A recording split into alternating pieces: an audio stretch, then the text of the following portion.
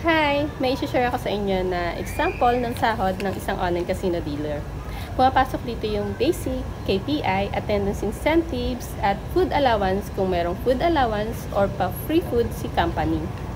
Pagdating sa basic salary ng online casino dealer, madalas pumapasok ito sa 14,000 up to 16,000.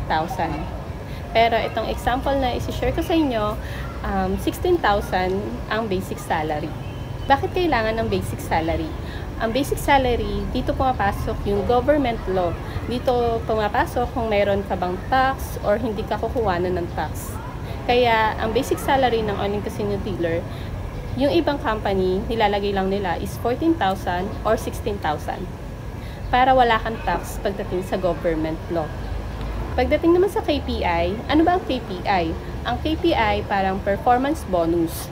Ang KPI, hindi siya pasok sa government law. Ibig sabihin, pabonus siya ni company. Ang example na ibibigay ko sa inyong KPI ay 5,000.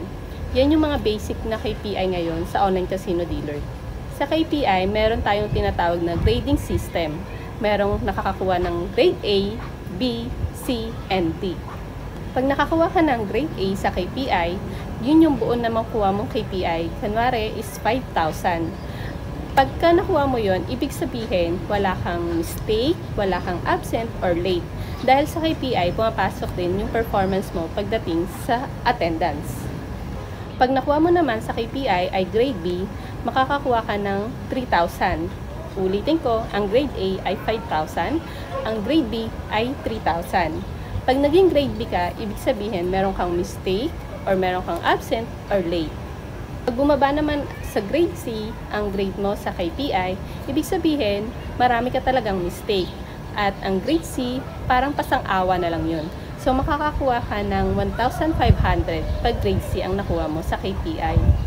Pag nakuha mo naman sa KPI ay grade D, ibig sabihin, hindi talaga maganda ang performance mo or pala absent ka talaga or pala late.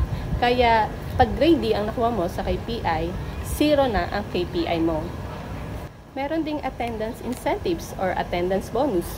Itong attendance incentives ay hindi rin kasama sa government law, kaya pa-bonus din siya ni company. Sa attendance incentives, meron tayong 3,000. Pero pag may absent ka sa ibang company, hindi naman lahat, pero sa ibang company, pag isang absent ka lang, forfeited na siya or 0. Sa Pacific naman, sa HR Pacific, kasi nagtrabaho ko sa HR Pacific noong 2023, pero wala naman ako naging absent doon or late, hindi siya nagiging forfeited. Yung 3,000, mababawasan lang siya ng 500 ata pag may isang absent ka. Basta hindi siya